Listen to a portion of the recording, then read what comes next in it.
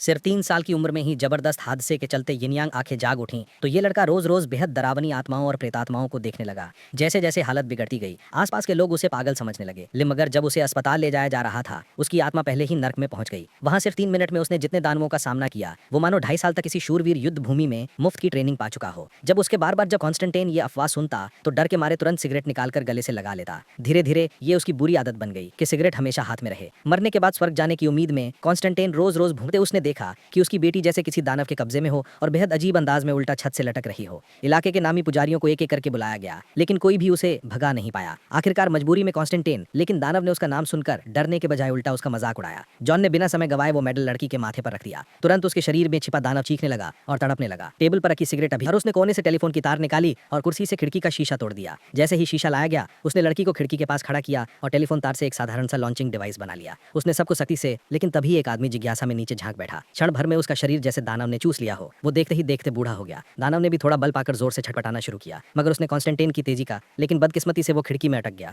दानव लगभग मुक्त होकर असली रूप में बाहर आने ही वाला था तब कॉन्स्टेंटाइन ने खुद पूरी ताकत से तार खींचा और आखिरकार आखिरी क्षण पर शीशा बाहर चला गया। जैसे ही शीशा टूटा पर उसे नहीं पता था कि उसकी हर हरकत पर ऊपर बैठा दानव नजर रख रहा है। बिल्कुल साफ था कि जॉन अब एक साजिश में फंस चुका है। घर आकर वो हमेशा की तरह बिस्तर पर बैठकर धुआं उड़ाने लगा, लेकिन रात को अचानक हंसते हुए नींद से उठा। डॉक्टर ने जांच के बाद कहा कि उसे फेफड़ों का कैंसर है और अगर कोशिकाएं ऐसे ही फैलती रहीं तो वो 3 महीने से ज्यादा जिंदा नहीं रहेगा। ये सुनते ही जॉन ने तुरंत सिगरेट पकड़ ली। उसने सोचा 3 साल की उम्र में तीसरी आंख खोली 16, इसलिए रात में ही चर्च जाकर उसने आर्चएंजल गैब्रियल से पूछा कि क्या उसे मरने के बाद स्वर्ग जाने का हक है। लेकिन गैब्रियल ने कहा कि क्योंकि जॉन ने एक बार आत्महत्या की थी इसलिए चाहे उसने कितने भी दानव मारे हों वो पाप नहीं धुल सकता। दानवों ने जाते जाते धमकी दी कि कॉन्स्टेंटाइन को इस मामले में दखल नहीं देना चाहिए। ये साफ था पीछे कोई बड़ा षड्यंत्र छिपा है। सच पता करने के लिए कॉन्स्टेंटाइन अपने छोटे शिष्य के साथ आत्माओं के ठिकाने पर पहुंचा, लेकिन इसलिए उसे अंदर जाने की इजाजत नहीं मिली। जॉन अकेला उस लाल अंधेरी गलियारे से गुजरा जहां उसने देखा देवदूत और दानव दोनों इंसानी शरीर में शराब और ऐशो आराम में डूबे हुए हैं, मानो अपनी मूल भूमिका भूल चुके हों और हमेशा की तरह धुएं में डूबा रहा। तभी डिटेक्टिव एंजेला मदद मांगने आई। उसने बताया उसकी बहन एलिजबेथ ने हाल ही में आत्महत्या कर ली है। उसने सपना देखा था कि एलिजबेथ अचानक जागी, हॉस्पिटल से निकलकर छत पर गई।